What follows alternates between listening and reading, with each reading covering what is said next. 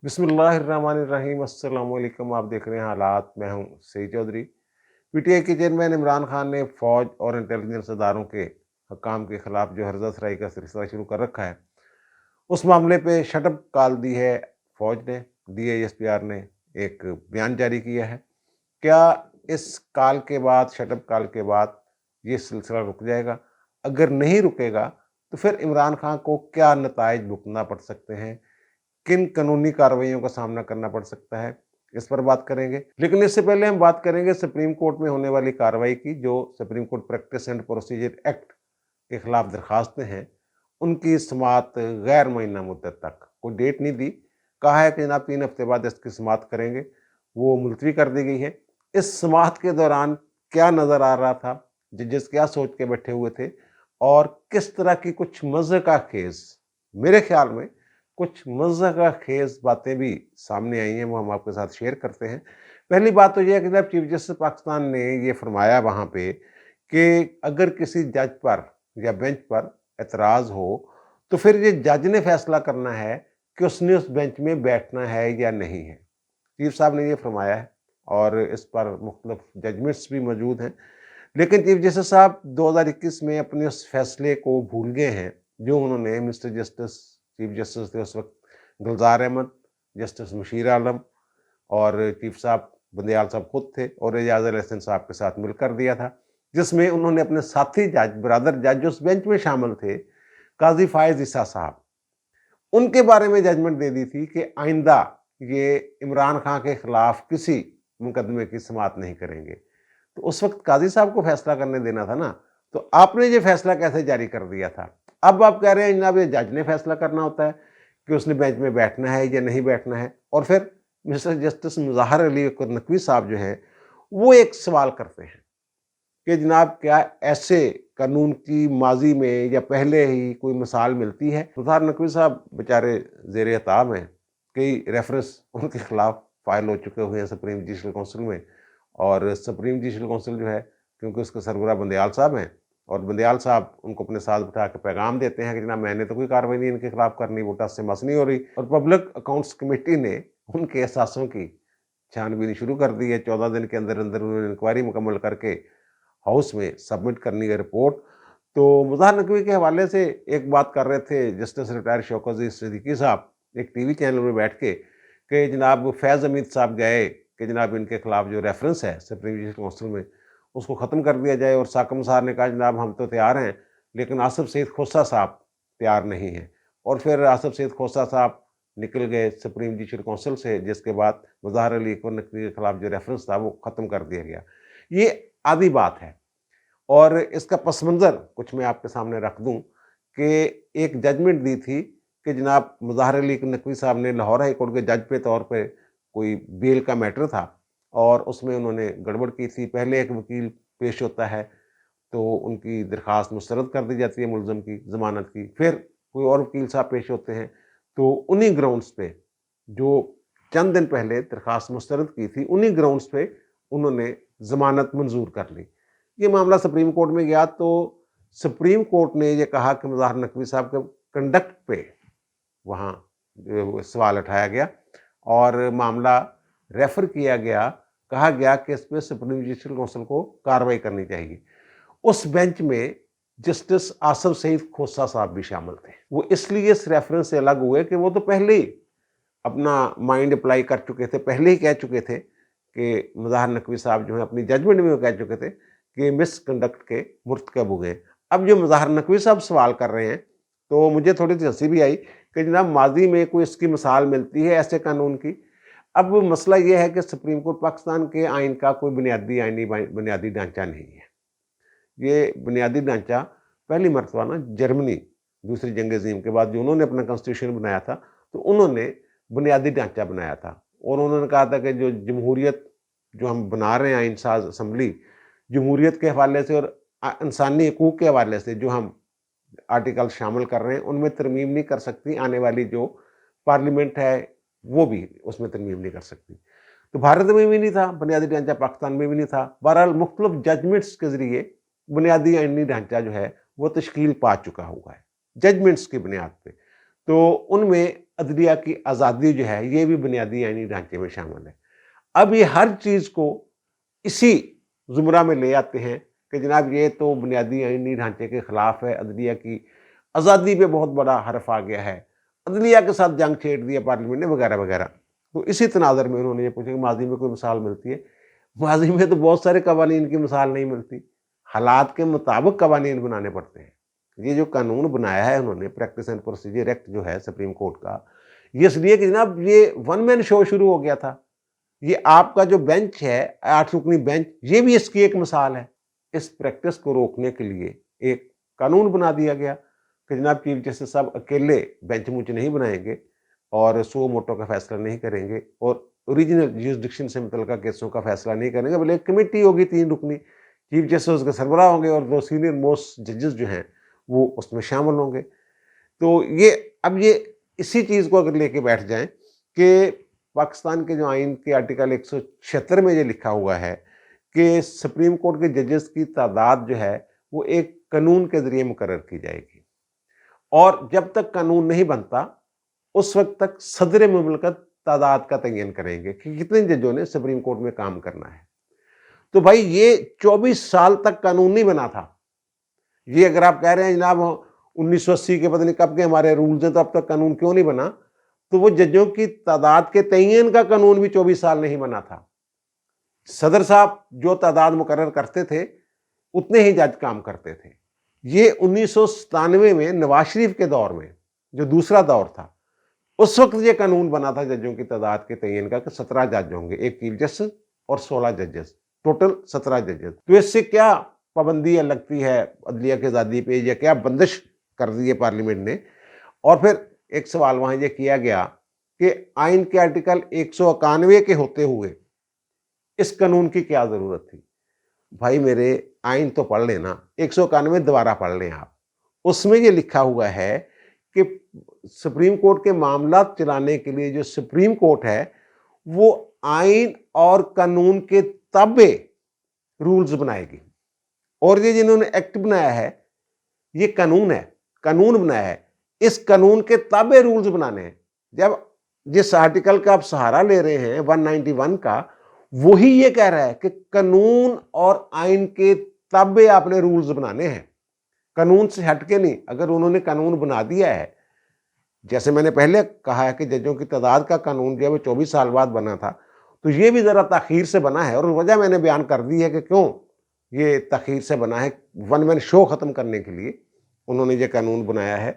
تو اس میں تو لکھا ہی ہے قانون جو ہے وہ پارلیمنٹ نے بنانا ہے نا، وہ جاجی کے پاپا نے تھوڑا بنانا ہے، وہ قانون انہوں نے بنانا ہے، پارلیمنٹ نے بنانا ہے، اور قانون انہوں نے بنا دیا۔ اور اعجاز اللہ حسن صاحب سوال اٹھاتے ہیں کہ کیا پارلیمنٹ کو اس قانون سازی کا اختیار ہے؟ ہم نے تو یہ دیکھنا ہے، رولز کو چھوڑ دیں، ہم نے یہ دیکھنا ہے۔ بھائی جو انہوں نے بنایا ہے قانون، اس میں یہ خود لکھا ہوا ہے انہوں نے کہ جناب جب قانون نافذ ہو جائے گا، جس دن گزٹ نوٹیفیکیشن آ جائے گا، اس کے بعد پہلا کام یہ ہوگا کہ سپریم کورٹ جو ہے وہ 3 رکنی کمیٹی جو ہے وہ اجلاس بلائے گی سپریم کورٹ کا، فل کورٹ، اور وہ بیٹھ کے پھر رولز جو ہیں اس قانون کے مطابق رولز امینڈ کریں گے، رولز بنائیں گے۔ اور پھر جس آرٹیکل کا آپ سہارا لے رہے ہیں اسی میں یہ لکھا ہوا ہے کہ قانون کے تابع آپ نے رولز بنانے ہیں۔ تو اس کا مطلب جنہوں نے قانون بنانا ہے ان کے پاس اختیار ہے۔ جناب آئین کے آرٹیکل 191 کے ہوتے ہوئے کیا ضرورت تھی؟ کمال ہے بھی۔ اچھا، جب بینچ کی تشکیل پر اعتراض کیا گیا کہ جناب فل کورٹ بنا دیں، آپ 8 جج بیٹھ کے نہ سنیں، تو جسٹس عائشہ ملک صاحبہ جو ہیں انہوں نے یہ فوری طور پہ سوال اٹھایا کہ جناب کیا آپ فل کورٹ بنا کے من پسند فیصلہ لینا چاہتے ہیں؟ اس کا مطلب یہ ہے کہ آپ کسی فیصلے پہ، کسی نتیجے پہ پہنچ چکے ہوئے ہیں، اور نتیجہ کیا وہ نظر آ رہا ہے کہ supreme court practice and procedure act پہ عمل درآمد نہیں ہونے دینا۔ یہ 8 رکنی بینچ کا مطمع نظر ہے، سامنے نظر آ رہا ہے۔ اس کا مطلب یہ ہے کہ اگر فل کورٹ بن جاتی ہے تو آپ کی منشا کے برخلاف فیصلہ آ سکتا ہے۔ یعنی آپ ایک سوچ کے بیٹھے ہوئے ہیں اپنی پسند کا ایک فیصلہ یہ ہم نے جاری کر دینا ہے، تو اگر فل کورٹ بن جاتی ہے، 7 ججز اور اس میں آ جاتے ہیں، تو پھر آپ سمجھ رہی ہیں کہ وہ آپ کے برخلاف فیصلہ دے گی۔ اور پھر ساتھ ہی انہوں نے یہ کہہ دیا کہ جناب جو عدلیہ کے اندر کی بحث ہے، آپ چاہتے ہیں وہ سامنے آ جائے، یہ بات کر رہی ہیں. یعنی اس کا مطلب یہ خود تسلیم کر رہی ہیں کہ عدلیہ کے اندر ون مین شو کے والے سے بحث ہے. ججز وہ آپ خود باہر لا رہی ہیں، وہ تو لا ہی نہیں رہے. وہ تو کہہ رہی ہیں جب سارے آنریبل ججز ہیں سب کو بٹھا لیں. یہ کیسے ہو سکتا ہے کہ آپ جو بیٹھے ہوئے بینچ میں وہ تو آئین اور قانون کو مکمل طور پر سمجھتے ہیں اور بالکل جناب آئین کے مطابق چل رہے ہیں، اور باقی جو 7 ججز ہیں ان کو قانون کا پتہ ہی نہیں، وہ نیلے دہلے ہیں. اور پھر جب یہ عدالت کو بتایا گیا کہ مسلم لیگ نون نے بھی ایک درخواست دی ہے کہ اس کیس کی سماعت کے لیے فل کورٹ تشکیل دی جائے، تو فوری طور پر اعجاز احسن صاحب ایک دم انہوں نے کہا نہیں، وہ آپ نے جو درخواست دی ہے اس پہ بھی نمبر ہی نہیں لگا. یہ بتانا تھا چیف جسٹس نے کہ جناب یہ چیف جسٹس کا کام ہے، ان کو انتظامی معاملہ ہے، نمبر شمبر لگانے والا جو معاملہ ہے رجسٹرار جو ہے آن دی بہاف آف چیف جسٹس کام کر رہا ہوتا ہے. تو انہوں نے چیف جسٹس نے یہ بتانی تھی بات، تو ان کو یاد نہیں رہا اور پھر اعجاز الحسن صاحب نے بتا دیا. اور پھر جب اٹارنی جنرل صاحب نے یہ سوال اٹھایا کہ جناب یہ آپ بنا لیں فل کورٹ، تو بینچ کی طرف سے کہا گیا کہ او ہو یہ تو آپ اپنے قانون کی خلاف ورزی کر رہے ہیں. آپ نے اپنے قانون میں لکھا ہے کہ جو 184 سب آرٹیکل 3 اس طرح کے جو کیس ہوں گے اوریجنل جیورسڈکشن کے، تو وہ 5 رکنی بینچ جو ہے اس کی سماعت کرے گا. تو بھائی میرے وہاں یہ 5 رکنی کا کم از کم 5 رکنی کی بات ہے کہ کم از کم 5 رکنی، زیادہ جتنے مرضی ہوتے ہیں ہو سکتے ہیں. اور پھر آپ نے حکم امتناعی اس قانون پہ عمل ہونے دے رہے ہیں آپ. یا تو اگر اس قانون پہ عمل ہو رہا ہوتا 5 ججوں والا جو ہے معاملہ کہ 5 جج سنیں گے، supreme court practice and procedure act کے تحت کمیٹی جن 5 ججوں کو کہے گی کہ آپ جناب اس کیس کو سن لیں، تو پھر تو یہ مسئلہ نہ بنتا. ہاں اگر درخواستیں دائر ہو جاتی، اس پہ عمل درآمد شروع ہو جاتا، 3 رکنی کمیٹی بیٹھتی، وہ ایک بینچ بنا دیتی. اور میں نے جو اس حوالے سے بات کی تھی کہ وہ ججز جنہوں نے مستقبل میں چیف جسٹس بننا ہے انہیں تو اس بینچ میں بیٹھنے نہیں چاہیے، چیف جسٹس کو بھی نہیں بیٹھنا چاہیے. آج شاہ زیب خانزادہ کے پروگرام میں اعظم وزیر تارڑ جو وزیر قانون ہیں انہوں نے بھی یہی مطالبہ کیا ہے کہ جناب وہ ججز میں نہ بیٹھیں، بہتر ہوگا جنہوں نے چیف جسٹس بننا ہے وہ ججز کیس کا فیصلہ کریں جنہوں نے چیف نہیں بننا. بہرحال یہ مقبول ہے. اور دوسرا باقی وہ پارلیمنٹ کا اور ان کے معاملہ کو چل رہا ہے کہ اٹارنی جنرل نے کہہ دیا جناب امید ہے کہ کل مل جائیں گے وہ ریکارڈ شکارڈ جو مانگا ہے اس کے کاغذات دستاویزات وغیرہ، تو وہ ہم سبمٹ کروا دیں گے. تو وہ میری اطلاع کے مطابق آج شام تک تو نہیں ملے، اور کل ملنے کا بھی امکان مجھے کم ہی لگ رہا ہے کیونکہ وہاں تو انہوں نے ایک کمیٹی بنا دی ہے قومی اسمبلی کے اسپیکر صاحب نے، اور وہ دیکھے گی کہ قائمہ کمیٹی کا جو ریکارڈ ہے اور پارلیمنٹ کے اندر جو تقریریں شکریریں ہوئی تھیں اس بل کے حوالے سے ان کا ریکارڈ جو ہے وہ دینا ہے یا نہیں دینا ہے. تو اب کمیٹی اسپیکر صاحب کو جو اپنی سفارش بھیجے گی اس کے بعد یہ معاملہ رکھیں گے وہ پارلیمنٹ کے اندر، قومی اسمبلی کے اندر، کیونکہ قومی اسمبلی کے یہ پہلے سے ہی ایک موجود ہے قرارداد کہ پارلیمنٹ یا قومی اسمبلی کی یا ہاؤس کی اجازت کے بغیر ریکارڈ جو ہے وہ نہ دیا جائے. اور پھر توہین پارلیمنٹ کا بل بھی پیش ہو رہا ہے، اور اس میں تو پھر وہ بہرحال وہ بل پیش ہو رہا ہے میرے خیال پرائیویٹ ممبر کے طور پہ وہ کچھ صاحب جو ہیں نون صاحب وہ بل پیش کر رہے ہیں. اور لیکن دیکھنے والی بات یہ ہے کہ یہ مستقبل کے لیے وقتی لحاظ سے تو اچھا لگ رہا ہے کہ جناب ججوں کو بھی بلا سکتے ہیں. تو انہیں اس کا مطلب یہ ہوگا اگر قانون کو بناتی ہے پارلیمنٹ اور سپریم کورٹ جو ہے اس کو نل اینڈ وائٹ قرار دے دیتی ہے، اس کو کالعدم کر دیتی ہے، تو پھر وہ ججوں کو بلا لیں گے. میرا خیال ہے کہ یہ تھوڑا سا اوور ہو جائے گا کام، اس کو خاص حدود کے اندر رہ کے دیکھنا پڑے گا.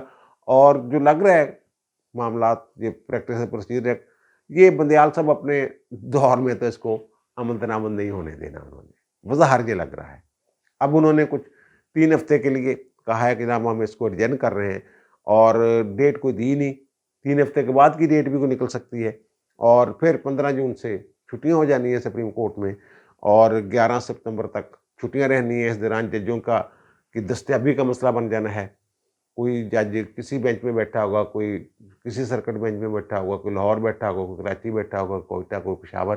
تو پھر کیسے اس کیس کی سماعت جو ہے وہ آگے بڑھے گی، اور سٹے چلتا رہے گا. اور پھر चंद दिन बाद 11 सितंबर के बाद 16 सितंबर को चीफ साहब ने रिटायर हो जाना है, यानी अपने दौर में इन्होंने इस पे अमल नहीं होने देना, अगले चीफ जस्टिस पे वो छोड़ जाएंगे, क्या मामला बनता है। बहरहाल नज़रसानी भी हो सकती है, अगर ये फैसला कर भी जाते हैं तो फिर नज़रसानी भी किसी वक्त हो सकती है इसके ऊपर। ये मामला चल रहे हैं, अब तो ये खुफिया चीज़ें रह ही नहीं गई, वो ढकी छुपी बातें पर्दे के पीछे वो चीज़ें रह ही नहीं गई, सारा कुछ ओपन हो गया हुआ है। अपने कल के व्लॉग में मैंने अर्ज़ किया था कि इस्लामाबाद से आने वाली एक वीकेंड पे शख्सियत थी, तो उससे मेरी मुलाकात हुई और मैंने जो सवालात हैं लोगों के जहन में वो उससे पूछे और उनके जवाब लिए और आपके सामने रख दिए। तो उस पर बहुत सारे लोगों ने एतराज़ किया, उन्होंने कहा जनाब ये उस शख्सियत का नाम बताना चाहिए था आपको कि वो कौन है, और एक साहब ने तो ये भी लिखा कि जनाब वो शख्सियत आप खुद ही हैं। ये मेरी आदत नहीं है कि टेबल स्टोरियाँ बनाने की, जो मेरे पास इंफॉर्मेशन होती है मैं पूरी ईमानदारी के साथ आपके साथ शेयर कर देता हूँ। अब बहुत सारे मामलात ऐसे हैं जिस पे जो हुकूमती अरकान हैं या वज़रा हैं वो बयान नहीं दे सकते उस तरह, लेकिन ऑफ द रिकॉर्ड वो बताते थे। अगर उनके किसी इकदाम की वजह से कोई गड़बड़ हो रही है, वो तो बाहर तो बयान देंगे, उसको डिफेंड कर रहे होते हैं, लेकिन कमरे में बैठ के तो वो सोच रहे होते हैं ना यार ये गलती होगी, ये गड़बड़ हो गई है। जैसे 63A की तशरीह वाला जो मामला है, इस पे चीफ जस्टिस साहब निजी महफिल में तो कह रहे हैं कि हाँ यार वो ज़रा उसकी तशरीह गलत हो गई है, उस पर नज़रसानी की ज़रूरत है। और जैसे 62(1)F ताहजात नहली वाले मामले में तो ओपन कोर्ट में इन्होंने कह दिया था कि जिन्हें अब ये तो ड्रैकोनियन लॉ बन गया है इससे, और फैसला करने वाले ये खुद जजेस हैं, तो वो खुल के वो बात नहीं कर सकते। मसलन अब IMF के हवाले से खबर तो ये है कि 17 मई तक जो इजलास हैं IMF के, उनमें पाकिस्तान का जो मामला है वो एजेंडे में शामिल ही नहीं है, यानी ये मामला लटका हुआ है पाकिस्तान के प्रोग्राम वाला। लेकिन एहसन इकबाल साहब जो हैं, जो वजीर हैं, वो ये कह रहे हैं कि जनाब मामला तय हो गए हैं IMF के साथ, मामला फाइनल हो गए हुए हैं।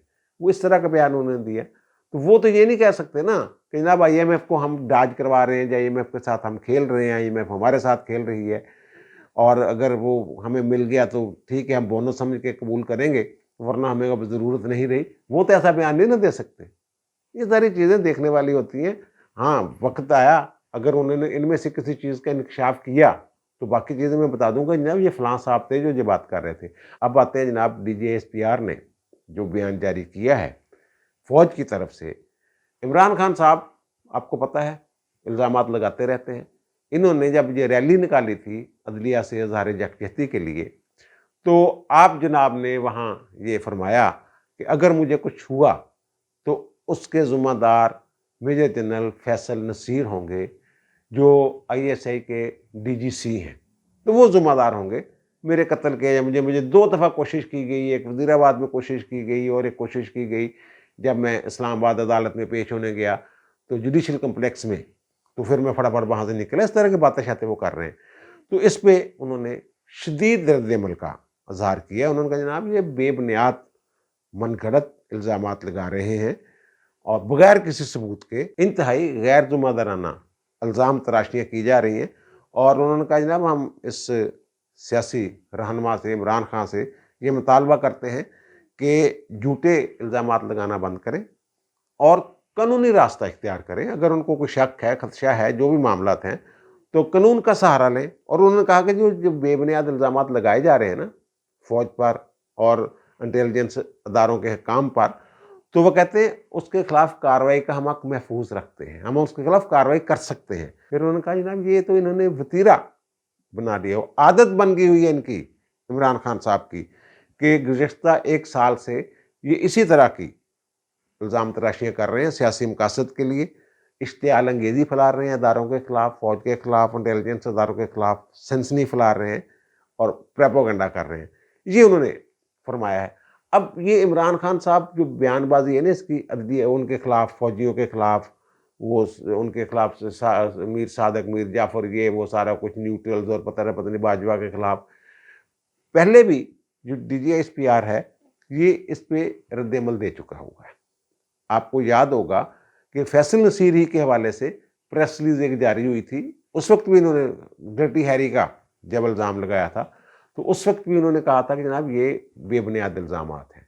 लेकिन उस वक्त ये انہوں نے کارروائی کی دھمکی نہیں دی تھی، صرف سمجھایا تھا ان کو۔ اور پھر آپ کو یاد ہوگا جب سائفر والا ایشو لے کے آئے اور غدار کہنا شروع کیا انہوں نے جنرل باجوہ کو، تو اس وقت بھی D G I S P R اور D G I S I نے مل کر ایک پریس کانفرنس کی تھی، جس میں انہوں نے کہا تھا جناب جن کو یہ غدار کہتے ہیں رات کے اندھیرے میں جا کے تو ان سے ملتے ہیں، پھر جا کے ان کو تو پھر تاحیات ایکسٹینشن دینے کی باتیں کرتے ہیں، یہ D G I S I نے کہا تھا۔ کچھ عرصہ یہ خان صاحب خاموش رہے، لیکن پھر انہوں نے یو ٹرن لیا، پھر وہ امریکی سائفر سے کس طریقے سے یہ پیچھے ہٹے آپ نے دیکھا۔ اب یہ جو معاملہ ہے نا فیصل نصیر والا کہ میری جان کو خطرہ ہے، یہ ہے وہ ہے، تو بھائی میرے جو قانونی راستہ ہے آپ کے پاس یہ ہے کہ آپ نے اگر کسی کے خلاف کوئی بندہ درخواست دیتا ہے تھانے میں مقدمہ درج کرنے کے لیے اور وہ مقدمہ درج نہیں ہوتا اس کی منشا کے مطابق، تو پھر اس کے پاس ایک راستہ ہوتا ہے کہ 22A 22B کی درخواست وہ دیتا ہے سیشن کورٹ میں۔ اگر وہاں سے بھی مسئلہ حل نہیں ہوتا تو بندہ ہائی کورٹ جاتا ہے، ہائی کورٹ سے بھی حل نہیں ہوتا سپریم کورٹ جاتا ہے۔ تو خان صاحب گئے ہیں کسی جگہ پہ، کوئی فورم انہوں نے استعمال کیا ہے داد رسی کا، سپریم کورٹ کا خط لکھ دیا، اور اسد عمر صاحب کہہ رہے ہیں جناب ہاں یہ بات تو ٹھیک ہے، ہمیں قانونی راستہ اختیار کرنا چاہیے، اور ہم نے سپریم کورٹ سے رجوع کرنے کی کوشش کی۔ کوشش کیا ہوتی ہے؟ آپ درخواست دیں وہاں جا کے۔ ارشد شریف والا معاملہ جو ہے وہ سپریم کورٹ سن رہی ہے نا، اسی طرح آپ درخواست دیں باقاعدہ جا کے جناب یہ بھی ایک سابق وزیر اعظم پہ حملے کا مسئلہ ہے تو اس کی انکوائری ہونی چاہیے۔ اور پھر آپ کہہ رہے ہیں جناب وہ ایف آئی آر میں نام نہیں، جن کے خلاف میں دینا چاہ رہا نام نہیں ان کے وہ شامل کیے گئے۔ بھائی اب آپ لگا رہے ہیں فیصل نصیر پہ، پہلے آپ نے کہا تھا 4 بندے ہیں وہ میں نے ریکارڈ کروا کے رکھ دی ہے ملک سے باہر کسی جگہ خفیہ مقام پہ، اگر مجھے کچھ ہوا تو وہ 4 بندے پکڑے جائیں گے۔ پھر آپ آ گئے کہ جناب یہ ڈرٹی ہیری ہے اور وزیر داخلہ رانا ثناء اللہ ہے اور وزیر اعظم شہباز شریف ہے۔ اس وقت حکومت تو آپ کی تھی، پرویز الہی کی حکومت تھی، تو پرویز الہی بھی یہ جو فیصل نصیر والا معاملہ ہے اس میں یہ کہہ چکے بطور وزیر اعلیٰ، انہوں نے کہا تھا کہ جناب یہ ان کے اوپر الزام لگانا، جن کو مقدمہ درانا درست نہیں ہے، یہ مقدمہ درج نہیں ہو سکتا، یہ انہوں نے آن ریکارڈ کہا ہوا ہے۔ اور پھر سب سے بڑی بات یہ ہے کہ جب انہوں نے شروع میں یہ رولا ڈالا تو اس وقت ہی میں نے یہ عرض کیا تھا کہ ان کے پاس پرائیویٹ کمپلینٹ کا ایک اختیار ہے، ہر شہری کے پاس اگر مقدمہ درج نہیں ہوتا، ایف آئی آر درج نہیں ہوتی ان کی منشا کے مطابق، تو پھر وہ استغاثہ فائل کر سکتا ہے۔ جیسے ثانیہ ماڈل ٹاؤن کے حوالے سے ایف آئی آر بھی درج ہوئی، جی آئی ٹی بھی بنی، سارا کچھ ہوا، اس کی جوڈیشل انکوائری بھی ہوئی، لیکن انہوں نے منہاج القرآن والوں نے عدالت میں استغاثہ فائل کیا ہوا ہے، پرائیویٹ کمپلینٹ، تو یہ اور اس پہ کارروائی چل رہی ہے۔ وہ تو ڈیلے ہو رہی ہے ان کی اپنی وجہ سے، کبھی سپریم کورٹ چلے جاتے ہیں، کبھی ہائی کورٹ آ جاتے ہیں، کبھی کسی معاملے کو چیلنج کر دیتے ہیں، کبھی نئی جی آئی ٹی بنوانے کے چکر میں پڑ جاتے ہیں۔ استغاثہ کے ہوتے ہیں، نئی جی آئی ٹی کی کیا ضرورت ہے؟ بہرحال یہ استغاثہ فائل کر سکتے تھے۔ اب عدالت کا کام تھا دیکھنا کہ جناب جو ملزم بنائے ہیں وہ درست ہیں یا نہیں درست ہیں۔ پاکستان کے جو قوانین ہیں، تعزیرات پاکستان وغیرہ، اور جو آئین ہے وہ اداروں کے خلاف اشتعال انگیزی اور پروپیگنڈا کی اجازت نہیں دیتا، اس کے اوپر ایف آئی آر بھی درج ہو سکتی ہے۔